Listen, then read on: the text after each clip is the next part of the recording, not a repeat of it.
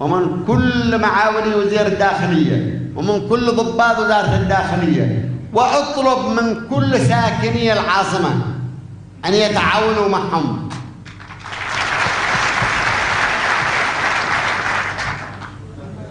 أنا بعطي 5 توجيهات رئيسية على وزير الداخلية العمل على تنفيذها. 1. تطوير غرف العمليات على مستوى الوزارة والمحافظات فوراً. 2. تطوير أنظمة الاتصالات الحديثة. 3. تنظيم التعاون بين غرف العمليات على مستوى جميع المحافظات. 4. أعملوا بكل جهد لتنفيذ إعادة الهيكلة وزارة الداخلية. 5. الانضباط والحرص على أمن بلدكم حيثما كانت، وابتعدوا عن عادات الماضي السيئة حتى تحظوا بتقدير وحب شعبكم. وانتم تعرفوا عادات الماضي السيئة وهي الرشوة. خلاص الرشوة، قال برسم طقم، قال ما بيروح الطقم هذا إلا إذا دفعت 10,000. هذا طقم حق الدولة، وأنت يعني ضابط ولا أنت يعني جندي يعني موجود مع الحكومة تستلم معاشات، ما بيروح الطقم يجيب هذا كله لا دفعت له. هذا مش جيش وهذا مش أمن ولا يمكن أسمح به وأنا جالس على هذا الكرسي.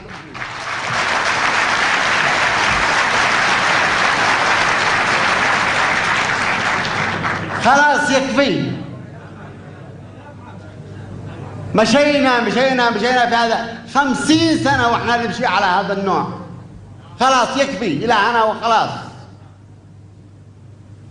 يجي واحد يشتكي يعني من واحد، قال ادفع وبنروح بهالجيبه. طيب وإذا ما عندي أنا فلوس ادفع لك، يعني يقول لي هذا أنا لازم يأخذني وهذا لازم يضربني.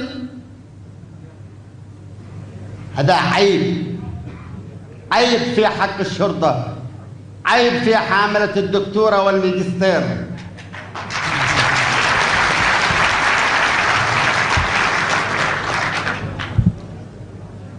أنا أقول هذا الكلام ما أقوله يعني من وهم، أنا أعرف كل شيء، أعرف كل حاجة وكل حاجة تمر عندي، وأنا ما جيت شيء يعني من كينيا ولا جدة، أنا يمني وأعرف اليمني.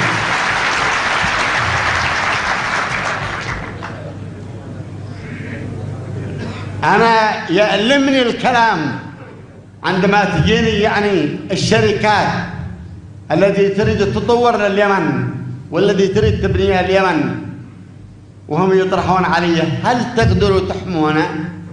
هل تقدروا تأمنونا؟ وما أقدر أرد عليهم. كل الرجاء على التلاحم بين الأمن والشعب، حتى أن الشعب يحب الأمن. حما يشوف صاحب الأمن لا يكرهه، يحب أن كيف كل ما يريد يخبره هناك في غلط، هناك في صح، هناك في أو ليش يهرب منه؟ إذا كان صاحب الأمن ما عاد يده يطلبه أعطني، ولا ما بيهرب منه. الشعب اليمني سيوقف معكم متى ما وقفتوا معه،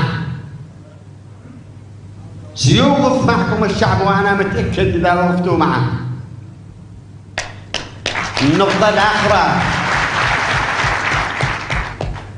أنتم في حرب مع الإرهاب، والإرهاب هو ليس يمني، هو على مستوى دولي. يجب أن تكون مواقع الشرطة في كل محافظة عليها 3 حزامات، حزام أول وثاني وثالث، حتى لا يدخلوا بالسيارات إلى داخلها ويتفجروا.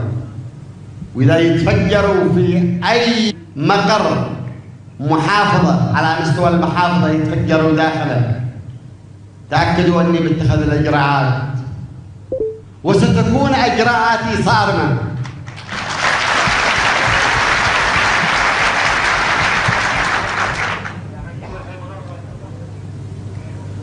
وأخيراً،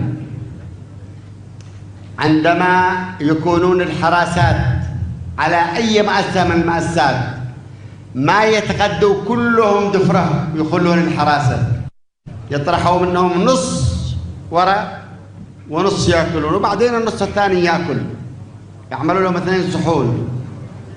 هذا الذي هم قيام، وهذا مش كل ما جاء واحد يعني حزام ناسف يدق المجموعة كامل وانهاها.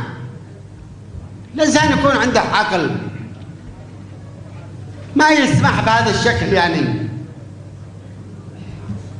شكرا إذا كان كلامي حاف، لأنها من مصلحتكم. شكرا.